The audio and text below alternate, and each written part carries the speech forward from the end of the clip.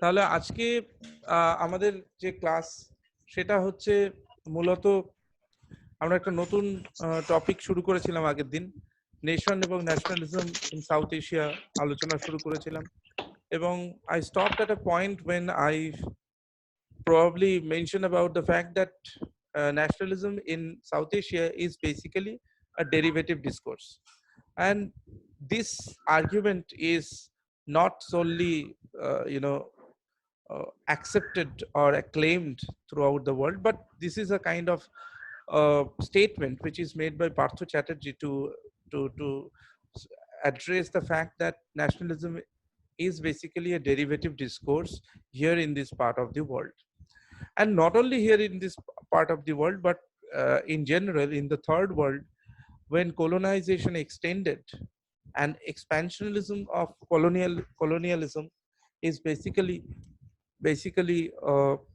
you know uh, responsible for the state building and nation building process in the third world. ফলে south Asia ছাড়াও তৃতীয় বিশ্বের অন্যান্য প্রান্তেও জাতীয়তাবাদ, জাতিরাষ্ট্র এবং রাষ্ট্র গঠনের যে ধারণা এবং প্রক্রিয়া সেটা ইউরোপ থেকে ধীরে ধীরে ডিরাইভড করেছে। ফলে colonization can be addressed as a responsible factor behind this. এইটা বলে আমি আমার বক্তব্য মোটামুটি শেষ করেছিলাম। সো আজকে যদি আমরা সেই আলোচনাটাকে আরেকটু এগিয়ে নিয়ে যাওয়ার চেষ্টা করি, এবং এর আগের দিন বলার চেষ্টা করেছিলাম যে print capitalism as an institution played a major part in this process. Print capitalism কিভাবে এখানে অত্যন্ত গুরুত্বপূর্ণ ভূমিকা পালন করেছিল। কিন্তু মজার ব্যাপার হচ্ছে দক্ষিণ এশিয়ার প্রতিটি রাষ্ট্রে কিন্তু সরাসরি কলোনাইজেশন প্রতিষ্ঠিত ছিল না। For example, Nepal and Bhutan, this are the two small Himalayan states where colonization was not able to reach. তো তাহলে প্রশ্ন উঠতে পারে যে সেখানে কিভাবে কি হলো। তোমরা জানো নেপালে 2008 এবং পরবর্তীকালে ভুটানে ডেমোক্রেসি প্রতিষ্ঠিত হয়েছে, এবং নেপালে প্রথম ডেমোক্রেসি 1950 সালে প্রতিষ্ঠিত হয়, যদিও সেটা ক্ষণস্থায়ী ছিল। তারপরে আরো সমস্যা হয়, সেটা হচ্ছে 59-এ আবার পুনরায় অথরিটেরিয়ান সিস্টেম ফিরে আসে। আবার তারপরে 1990-তে ডেমোক্রেসি পুনরায় প্রতিষ্ঠিত হয়। কিন্তু 1950 জাস্ট আগে 1947-এ নেপালি কংগ্রেস নামক যে রাজনৈতিক দল প্রতিষ্ঠা হয়েছিল, সেই দলটা নিউ দিল্লিতে প্রতিষ্ঠিত হয়েছিল, এবং it was greatly influenced by Indian National Congress, especially Jawaharlal Nehru. Jawaharlal Nehru was very close to BP Koirala at that point of time. So দুই বন্ধু, এবং সেই কারণে তার প্রভাব পড়েছিল। সরাসরি সেখানে কলোনাইজেশন প্রতিষ্ঠিত না হলেও, যেহেতু মেনল্যান্ড ইন্ডিয়াতে কলোনাইজেশন প্রতিষ্ঠিত ছিল পরবর্তীকালে, যেখান থেকে পাকিস্তান এবং বাংলাদেশের উত্থান ঘটেছে, ফলে পরবর্তীকালে নেপালে যে ডেমোক্রেসি প্রতিষ্ঠিত হলো এবং নেপালের যে ওভারঅল স্টেট বিল্ডিং প্রসেস, সেখানে ইন্ডিয়ার যে প্রভাব সেটা থেকেছে। তার কনস্টিটিউশন রাইটিং, সেখানে রাষ্ট্র ধীরে ধীরে যে অ্যাডমিনিস্ট্রেটিভ সিস্টেম, স্টেট সিস্টেম যেগুলি গড়ে উঠেছে নেপাল রাষ্ট্রে, সেগুলোর ক্ষেত্রেও কিন্তু আমরা দেখেছি যে ভারতবর্ষের মতো প্যারালালি সেখানে এগুলো গড়ে উঠেছে। সেখানকার পিনাল কোড ইত্যাদি সবেতেই দেখবো ইন্ডিয়াননেস দেখতে পাবো।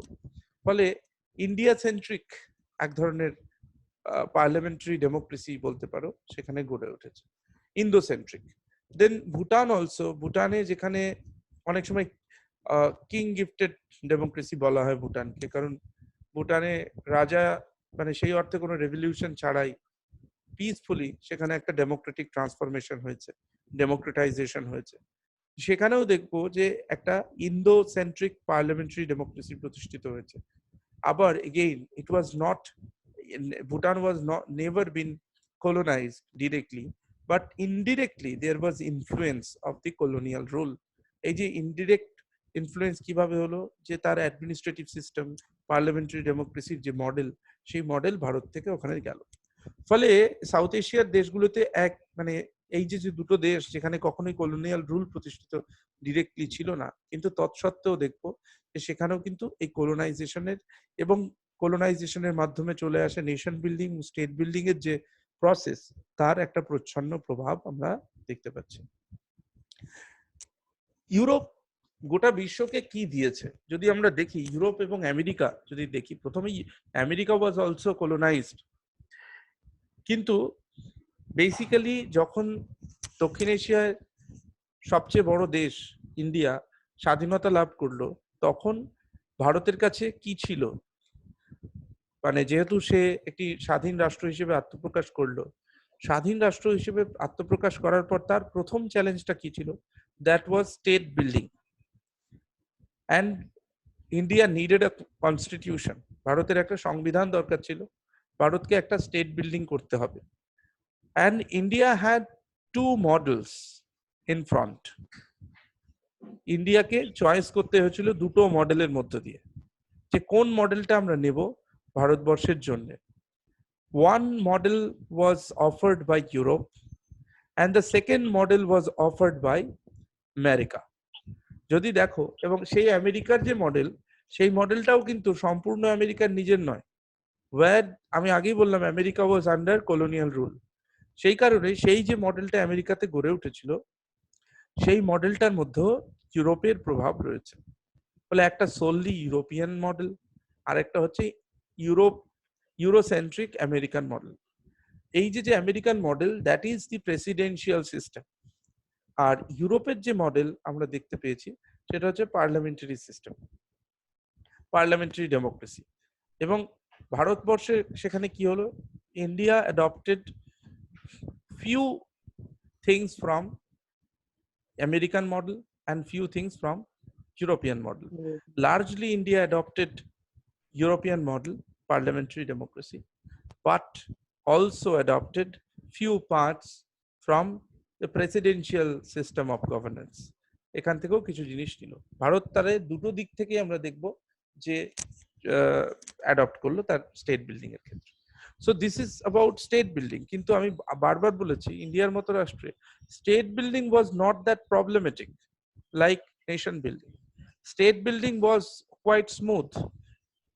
In fact, when India got independence, then there was every question that for a big country like India to govern this effectively, whether Indian political machinery will be enough, will be competent enough to govern. So there was every question of governability.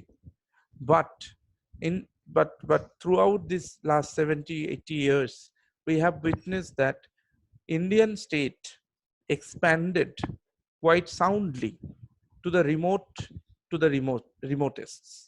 একদম যদি পেরিফেরির দিকেও তাকাও, ভারতের রাষ্ট্র কিভাবে penetrate করেছে। So there was this penetration effect of Indian state. যখন দেশ স্বাধীন হয়েছিল, তখন কমন মানুষ, সাধারণ মানুষ, কে ভারতীয়, এই প্রশ্নটাই বিরাট একটা প্রশ্ন ছিল।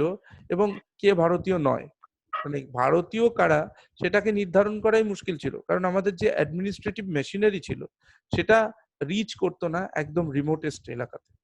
কিন্তু thanks to Aadhaar card and the other government mechanisms, now the government has clear idea about who are the citizens, although there is this problem of citizenship which has cropped up in recent times. হ্যাঁ বলো sir, সবাইকে mute করতে বলুন না, খুব sound আসছে। তাই কি? আমার কাছে কিন্তু কোনো সাউন্ড আসছে না। আসছে, ট্রেনের সাউন্ড আসছে। আকাশের থেকে ট্রেনের সাউন্ড আসছিল মনে হয়। কার্ডটা মিউট করা নেই, আমি মিউট করে দিচ্ছি। আমার কাছে তো দেখে মনে হচ্ছে সবারই মিউট করা আছে, দেখছি।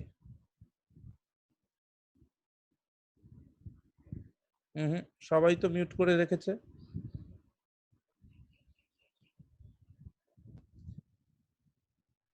Now it's okay, I think.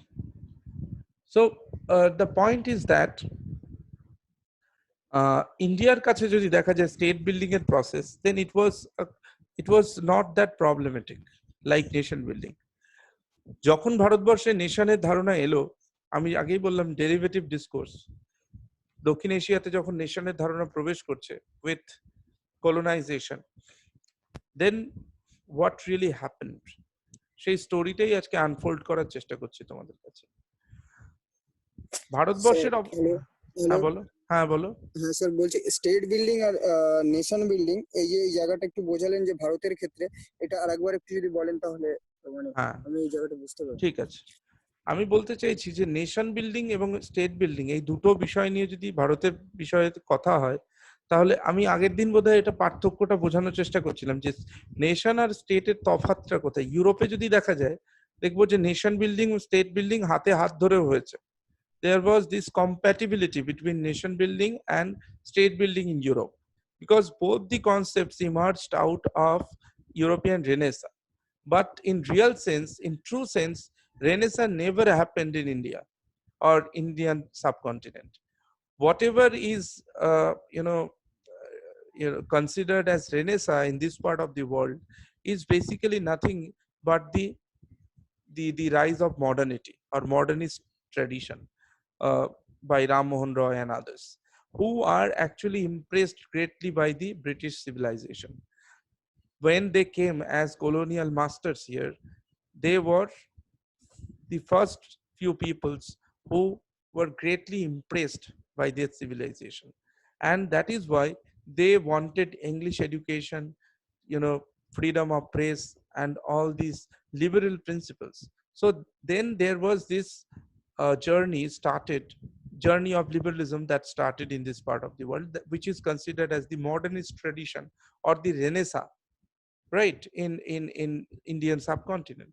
So Renaissance in actual sense never happened in this part of the world, and that is why, that is the basic difference, that state building and nation building are two different processes here, which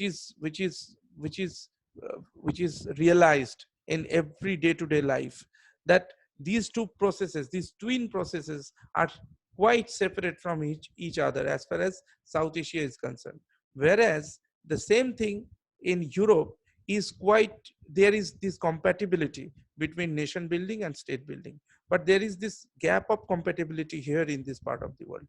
তোমরা যদি এখানে দেখো তাহলে দেখবে nation building আর state building এর যে compatibility সেটা নেই, কিন্তু ইউরোপের ক্ষেত্রে কম্প্যাটিবিলিটি রয়েছে। কেন?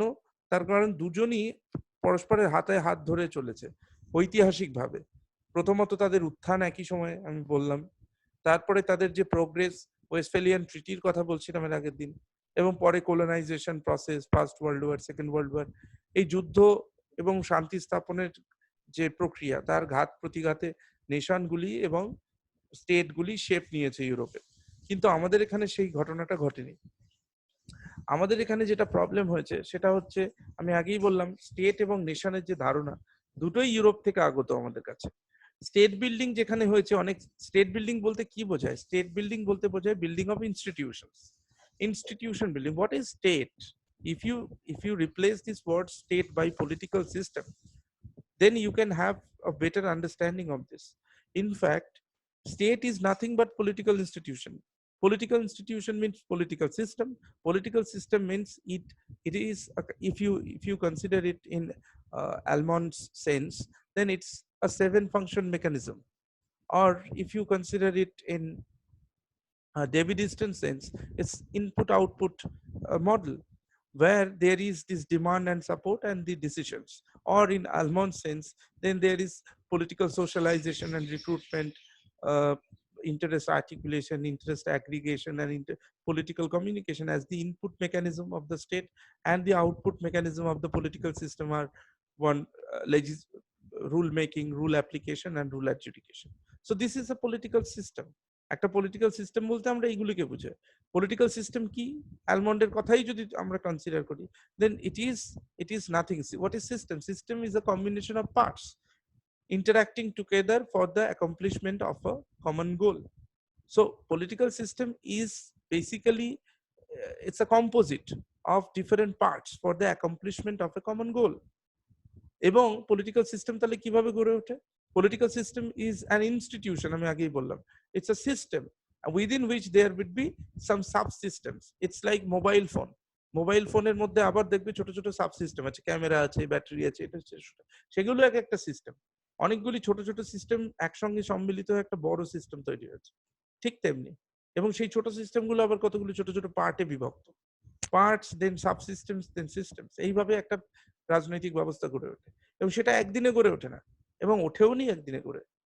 কলোনাইজেশন শুরু হয়েছে, এবং উইথ দিস colonial পাওয়ার দেখলো যে এখানে আমাদের কি দরকার, what we need we need market. আর এখানে কি আছে, the reality is that we have haat, we don't have market. আমরা বলি না হাট আর বাজার, আমাদের এখানে হাট ছিল, বাজার ছিল না। হাট আর বাজারের মধ্যে তফাৎ কি? হাটগুলো কোনো স্টেবল নয়, দোকানগুলি স্টেবল হয় না। হঠাৎ করে এলো একটা টেন্ট এক্সটেন্ড করে দিয়ে সেখানে বাজার বসে গেল, বুধবারে হাট বসলো, কি শনিবারে হাট বসলো, একটা নির্দিষ্ট দিনে সেখানে বড় বাজার হলো, অন্য দিনে সেখানে গুগু চড়ে বেড়ায়, কোনো লোকজন আসে না সেখানে। বাজার মানে কি? বাজার means it's institutional form of market, where every day, whenever you go or at a particular time of the day, you will find all the shops open. But for haat, you will never find a shop open except that particular date and time, একটা নির্দিষ্ট দিনে। ফলে India was like that হাট, ভারতবর্ষ এবং subcontinent ছিল হাটের মতো, ওই বাজার একটা নির্দিষ্ট দিনে বসে ইত্যাদি ইত্যাদি, যেগুলো এখনো আমাদের গ্রামগঞ্জে সেই কালচারটা আছে। কিন্তু ব্রিটিশদের তো তা দরকার নেই, they wanted more institutional form of market. That is why they needed governance, they needed rules and regulations. Rules, হাট একদিনে বসলে তার রুলস রেগুলেশনস লাগে না, কিন্তু বাজার যদি একটা বসাতে হয় মানে পার্মানেন্টলি, দেন তোমার রুলস রেগুলেশনস মেকানিজমস ইত্যাদি লাগে। That is why they wanted to have regulations in their favour, নিয়ম কানুন তাদের ফেভারে তারা চেয়েছিল। সেই জন্য প্রথমে তারা যেটা করলেন, negotiation with the princely states, আমাদের যে প্রিন্সলি স্টেট ছিল তাদের সঙ্গে নেগোসিয়েশন করার চেষ্টা করল। ফল আউট হলো, ঝগড়া হলো, লড়াই হলো, ছোট ছোট যুদ্ধ হলো, এবং সেই যুদ্ধগুলো একের পর এক ব্রিটিশরা জিততে শুরু করলো। সেই যুদ্ধ একদিকে যেরকম দেশীয় রাজাদের সঙ্গে হলো, একই সঙ্গে অন্যান্য কলোনিয়াল ফোর্স যেরকম ফ্রেঞ্চ, পর্তুগিজ এদের সঙ্গে লড়াই করলো, ডাচেদের সঙ্গে লড়াই হলো, এবং ব্রিটিশরাই বেশিরভাগ সময় উইনার হলো। এবং অ্যাজ এ রেজাল্ট কি হলো, যখন সিপাহী বিদ্রোহ হলো, তারপর সিপাহী বিদ্রোহের পর কোম্পানি শাসন এখানে, মানে ইস্ট ইন্ডিয়া কোম্পানি আলটিমেটলি ইভ্যাকিউটেড, এবং সেইখানটাতে যেটা হলো, সেই শূন্যতার জায়গায় ব্রিটিশ পার্লামেন্টের ডিরেক্ট রুল প্রতিষ্ঠিত হলো, এবং সে ব্রিটিশ পার্লামেন্ট বলল, I will provide you more friendly ambience in this colony, এই কলোনিতে আরো ফ্রেন্ডলি অ্যাম্বিয়েন্স করে দেবো। এবং শুধু এখানে না, সর্বত্র সব কলোনিগুলোর জন্যই ব্রিটিশ পার্লামেন্ট তখন বিভিন্ন আইন প্রণয়ন করতে শুরু করলো, যেগুলো ব্যবসা বাণিজ্যের পক্ষে সুবিধাজনক হয়। ফলে আমি বারবার বলছি, এইখান থেকেই শুরু হলো স্টেট বিল্ডিং প্রসেস। ঠিক আছে, নেশন বিল্ডিং প্রসেস যেরকম শুরু হলো, ইউরোপের মডার্নিটি যখন প্রবেশ করলো আমাদের এখানে, ইউরোপীয় আধুনিকতায় যখন আমরা আধুনিক হয়ে উঠতে শুরু করলাম, যেটাকে আমরা ভারতের রেনেসা বলি, ঠিক আছে। কিন্তু স্টেট বিল্ডিং যদি দেখি, শুরু হলো কোথায়? ব্রিটিশদের এই বাজার স্থাপনের যে ইঙ্গিত, যে বাজার স্থাপনের যে তাগিদ, সেই তাগিদ থেকে তৈরি হলো। তারা যখন ব্রিটিশ পার্লামেন্ট এখানে আইনগুলি তৈরি করতে শুরু করলো, যখন দেখবে Indian council's act, Indian chartered act, এবং পরবর্তীকালে গভর্নমেন্ট অফ ইন্ডিয়া অ্যাক্ট গুলি একের পর এক তৈরি হলো।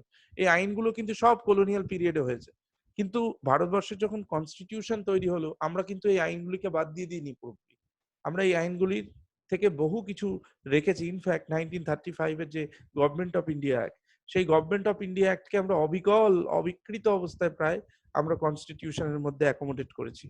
তার মানে আমরা কলোনিয়াল স্টেটকে কি বাদ দিয়ে দিয়েছি? No, we never left out colonial state. colonial regulations are very much there. আমরা এই যে আইপিসি সিআরপিসির কথা বলি, everything both of it are written, মানে retained in the constitution, in constitutional setup. আমাদের সাংবিধানিক যে সেটআপ, তার মধ্যে ওই আইপিসি সিআরপিসি গুলো, সেই জন্য মাঝে মাঝেই দেখি সেই বিতর্ক ওঠে, আজ থেকে 200 বছর 300 বছরের পুরনো আইন নিয়ে কথা হয়। তার মানে সেগুলি সব ব্রিটিশ আমলে তৈরি করা হয়েছিল, কিন্তু সেগুলিকে আমরা বাদ দিয়ে ফেলে দিতে পারিনি, কারণ সেগুলি আমাদের স্টেটের অঙ্গ। আমাদের যে state, that is the extension of the colonial state, right? The extension of the colonial state. সেইটা তাহলে এটা আমাদের যে স্টেট বিল্ডিং আমাদের ভারতবর্ষের মতো জায়গায় হয়েছে বা দক্ষিণ এশিয়া হয়েছে, তার শরিক কারা? ব্রিটিশরা। They are not the enemies but they are friends as far as the state building in this part of the world is concern. এখানে কিন্তু স্টেট আমরা আম্বেদকর অ্যান্ড কোং তৈরি করেননি। কনস্টিটিউশন তৈরি করার কথা আমরা আম্বেদকরের বলি। আম্বেদকর কতখানি মৌলিক কনস্টিটিউশন লিখেছেন? আম্বেদকর নিশ্চয়ই তিনি তার মানে আমি বলছি যে উইথ ডিউ রেসপেক্ট সমস্ত কিছু তিনি করছেন, কিন্তু তার পক্ষে কতটা কতটা নতুন ভাবে করা সম্ভব ছিল? সে কি এন্টায়ারলি নতুন একটা কনস্টিটিউশন করেছেন? তা কিন্তু নয়। এন্টায়ারলি কিন্তু নতুন কনস্টিটিউশন করা হয়নি। ব্রিটিশদের সময়ে তৈরি হওয়া ধাপে ধাপে যে রাষ্ট্র গড়ে উঠেছে সেই রাষ্ট্রকে কিন্তু তাকে মেনে নিতে হয়েছে, এবং যে ড্রাফটিং কমিটি সেই ড্রাফটিং কমিটিকে কিন্তু মেনে নিতে হয়েছে। যে পার্লামেন্টারি ডেমোক্রেসির যে সেট আপ এখানে গড়ে উঠেছিল, ডায়ারকি গড়ে উঠেছিল, স্টেট গুলির জন্য আলাদা অ্যাডমিনিস্ট্রেশনের কথা গড়ে উঠেছিল, everything retained in the constitution. কনস্টিটিউশনের 70% যেটা কলোনিয়াল পিরিয়ডের, আর 30% যেটা কলোনিয়াল পিরিয়ডের পরের অংশটা করা হয়েছে। ফলে কলোনিয়াল স্টেটকেই কিন্তু আমরা এক্সটেন্ড করেছি as far as state building is concern. ফলে ভারতবর্ষের স্টেট বিল্ডিং নিয়ে কথা হলে বলবো কলোনিয়াল পিরিয়ড থেকে শুরু হয়েছে স্টেট বিল্ডিং, এবং সেই কলোনিয়াল স্টেটটাকে আমরা এক্সটেন্ড করে নিয়েছি। কিন্তু নেশন বিল্ডিং এর গল্পটা ভাই আলাদা। কি আলাদা? না, nation building is directed against British. যে নেশন আমাদের গড়ে তোলার চেষ্টা করা হলো, সেই নেশন দেখো, নেশন তৈরি করতে গেলে একটা কি দরকার? that you need to have solidarity. And how to achieve this solidarity? এই solidarity কোথা থেকে আসবে? When you have a common objective. For a nation to build, for a nationalistic imagination to happen, you need to have a common goal. তোমার একটা নির্দিষ্ট লক্ষ্য থাকতে হয় একটা নেশন তৈরি করতে গেলে। যেরকম ইউরোপের নেশনগুলি কেন তৈরি হয়েছিল? যুদ্ধের জন্য। War was something. কেন যুদ্ধ হয়েছিল? কারণ প্রত্যেকটা নেশন, যেহেতু আমি বলেছিলাম কালচারাল কমিউনিটি এবং পলিটিক্যাল কমিউনিটি, তারা ছিল কালচারাল কমিউনিটি, সেখান থেকে পলিটিক্যাল কমিউনিটিতে তৈরি হয়েছে। হবসবাউমের বই পড়তে হবে তোমাদের, এথনিক অরিজিন অফ নেশন বইয়ের নাম। এই এথনিক অরিজিন অফ নেশন মানে নেশনগুলি প্রত্যেকেই কিন্তু এক একটা এথনিক গ্রুপ। এই এথনিক গ্রুপগুলি যখন পলিটিক্যালি অ্যাক্টিভ হয়ে ওঠে তখন তারা নেশনে পরিণত হয়। এটাই হবসবাউমের বক্তব্য। ঠিক আছে? অর্থাৎ এথনিক গ্রুপ কোনগুলো? এথনিক গ্রুপ হচ্ছে একটা নামটা একবার বলুন না স্যার, নামটা। Hobsbawm, Hobsbawm, HOBBSBOWM, Hobsbawm, ethnic origin of nation এর তত্ত্ব। অর্থাৎ প্রত্যেকটা নেশনই একটা এথনিক কমিউনিটি, যেটা যেটা যেটা কিন্তু পলিটিক্যালি অ্যাক্টিভ হয়ে ওঠে যখন একটা শেয়ার্ড কালচারাল আইডেন্টিটির মধ্যে যখন একটা পলিটিক্সের উদ্ভব ঘটে, এবং যখন সেই শেয়ার্ড কালচারাল আইডেন্টিটিটা একটা পলিটিক্যাল আইডেন্টিটিতে ট্রান্সফর্মড হয়, তখন সেটাকে আমরা বলি নেশন। তাই উনি বলছেন যে এথনিক অরিজিন অফ নেশন, অর্থাৎ প্রত্যেকটা নেশনই এক একটা এথনিক কমিউনিটি। কিন্তু ভারতের দিকে যদি তাকাই তাহলে তাই দেখবো না, অ্যাবসলিউটলি নট। একটা এথনিক কমিউনিটি তো নয়, দেয়ার আর সো মেনি এথনিক কমিউনিটিস, দেয়ার আর সো মেনি এথনিক কমিউনিটিস। কিন্তু সেই এত এথনিক কমিউনিটির মধ্যে তাহলে কমন পলিটিক্যাল ইমাজিনেশনটা কি করে তৈরি হলো? এইটাই হচ্ছে আসল গল্প নেশন বিল্ডিং এর। এখানে ইউরোপের নেশনগুলি মতো তো আমরা নই। ইউরোপের নেশনগুলি হোমোজিনাস, আমাদের নেশন হচ্ছে হেটেরোজিনাস। তাহলে আমাদের নেশন কি করে তৈরি হলো? when that common factor came. Common ফ্যাক্টরটা কি? হিস্টোরিক্যালি এখানে কোনো নেশন ছিল না। হিস্টোরিক্যালি এখানে কোনো নেশন ছিল না। আমি বারবার বলছি, যদি নেশন থাকতো তাহলে আমাদের দেশ এতবার ইনভেডেড হতো না। ওয়েস্টের থেকে সুলতান, মুঘল এরা এসে বারবার আমাদেরকে ইনভেড করেছে। প্রাচীনকালেও বিভিন্ন প্রাদেশিক রাজাদের উত্থান ঘটেছে এবং তারা গোটা দেশকে কলোনাইজ করার চেষ্টা করেছে। মগধের বড় সাম্রাজ্য প্রতিষ্ঠিত হয়েছে, অশোকের সাম্রাজ্য প্রতিষ্ঠিত হয়েছে ইত্যাদি, পরে হর্ষবর্ধন ইত্যাদি, প্রচুর লম্বা গুপ্ত যুগে এক রকমের এম্পায়ার বিল্ডিং হয়েছে। ফলে এখানে নেশনের গল্পটা আসল জিনিস হচ্ছে একটা কমন অবজেক্টিভ। সেই কমন অবজেক্টিভটা হচ্ছে ব্রিটিশ খেদাও, ব্রিটিশ তারাও অবজেক্টিভ। অর্থাৎ your common enemy is the Britishers. When Britishers are considered as common enemy to every people living in the subcontinent, then there was a political narrative came out, or political imagination built up. Colonial পিরিয়ডে যখন ব্রিটিশদের একটা common enemy, প্রত্যেকের একটা প্রধান শত্রু হিসেবে ঘোষণা করে দেওয়া সম্ভব হলো, তখন থেকে এখানে নেশন গড়ে উঠতে পারলো। আমরা দেখবে কংগ্রেসের উত্থান 1885 সালে এবং তার বহু আগে থেকেই আমরা দেখেছি কি না, দেখবে ওই যে একটা আমাদের রাইম আমাদের বাড়িতে বাড়িতে হতো যে কি জানো, খোকা ঘুমালো পাড়া জুড়ালো বর্গি এলো দেশে। তো বর্গিটা কারা? এই যে বর্গি, এই বর্গি হচ্ছে অ্যাকচুয়ালি ব্রিটিশরা। এবার এই যে দেশে বর্গি এলো, তার মানে এই যে ব্রিটিশ রুল এলো, এই বর্গিদের খেদাতে হবে, বর্গিদের তাড়াতে হবে। এই যে যে তত্ত্ব, এই যে যে ধারণা, এটি কিন্তু প্রাইমারি এখানে নেশনের ধারণার উদ্ভবের প্রধান শুরু। এবং পরবর্তীকালে আমরা দেখলাম যে পূর্ণ স্বরাজের দাবি, যে কোনো করেঙ্গে ইয়া মরেঙ্গে, যতগুলি স্লোগান তুমি ব্যাখ্যা করো না কেন, আমাদের নেশনের প্রধান বিষয় হচ্ছে যখন ইভেন আম্বেদকর যখন নিম্নবর্গীয়দের সমস্যাগুলিকে সামনে তুলে ধরেছিলেন এবং পুনা চুক্তি হয়েছিল গান্ধীর সঙ্গে, গান্ধী কোনো মতেই কম্প্রোমাইজ করতে চাইলেন না। কেন কম্প্রোমাইজ করতে চাইলেন না? বললেন আমার প্রাণ দিয়ে দেবো। কারণ যে নেশনের ধারণা গড়ে উঠেছে ব্রিটিশদেরকে এখান থেকে তাড়ানোর নামে, সেই নেশনের ভেতরে কোনো বিভেদকে আমি এখন মেনে নিতে পারবো না। অর্থাৎ বিভেদ তো ছিল প্রচুর, কারণ all these are the ethnic communities, প্রত্যেকে প্রচুর এথনিক কমিউনিটি আছে, they have their different shared cultural identity. কিন্তু সেই শেয়ার্ড কালচারাল আইডেন্টিটির ঊর্ধ্বে উঠে এখানে একটা পলিটিক্যাল ইমাজিনেশন তৈরি করা সম্ভব হয়েছিল একটা লং স্ট্রাগলের মধ্য দিয়ে, যেটা কিনা ব্রিটিশ বিরোধী আন্দোলন অর অ্যান্টি কলোনিয়াল মুভমেন্ট। তাহলে nation building, the story of nation building in this part of the world, in South Asia in general, is basically anti-colonial by nature, right? I repeat again, the story of nation building, the process of nation building in South Asia is anti-colonial by nature. But state building, as far as state building in South Asia is concerned, it is pro-colonial by nature. It is highly colonial by nature. আমরা যে স্টেটগুলোকে এখন এখানে দেখি, যেগুলোকে আমরা post colonial states বলছি, সবগুলোকে post colonial state বললেও কখনোই অ্যান্টি কলোনিয়াল বলা সম্ভব নয়। কারণ কলোনিয়াল পিরিয়ডের যে সমস্ত অ্যাট্রিবিউটস, সেগুলোকে বাদ দিয়ে স্টেটগুলি তৈরি হতে পারেনি, বরং কলোনিয়াল পিরিয়ডের যে কলোনিয়াল স্টেট, তারই এক্সটেনশন আজকের স্টেটগুলি। কিন্তু যদি বলো নেশনের কথা, তাহলে বলবো নেশন কিন্তু anti colonial by nature. Colonial ফোর্সকে এখানে তাড়ানোর নাম করে এখানে নেশন তৈরি হয়েছে, যে যার which is evident from the fact that in the post colonial period, when the colonial masters fled away, then this concept of nation building became more vulnerable. কেন ভালনারেবল হয়ে উঠলো? তার কারণ যে কমন এনিমি ছিল সে তো চলে গেছে, ব্রিটিশদের তো তুমি তাড়িয়ে দিয়েছো। এখন তোমার কমন এনিমি কে? কেউ না। তাহলে কার নামে নেশন চলবে? সেই কারণে আজকে ধর্মের নামে নেশন চলে, কোথাও কোথাও জাতের নাম, ভাষার নামে নেশন চলেছে। যেরকম পাকিস্তান রাষ্ট্র যখন তৈরি হয়েছিল মুসলিম ধর্মের নামে, তারপরে সেই ধর্মের নামটা বেশি দিন টিকলো না, ভাষার নামে সেই ধর্ম ভেঙে চুরে চুরমার হয়ে গেল। মুসলিম ধর্মের নামে যেটা তৈরি হলো, পরবর্তীকালে সেই মুসলিমদের সঙ্গে গুড মুসলিমস ব্যাড মুসলিমস হয়ে গেল, মুসলিমদের মধ্যে গুড ব্যাড বেরিয়ে গেল, বাংলা মুসলিম আর উর্দু মুসলিম হয়ে গেল।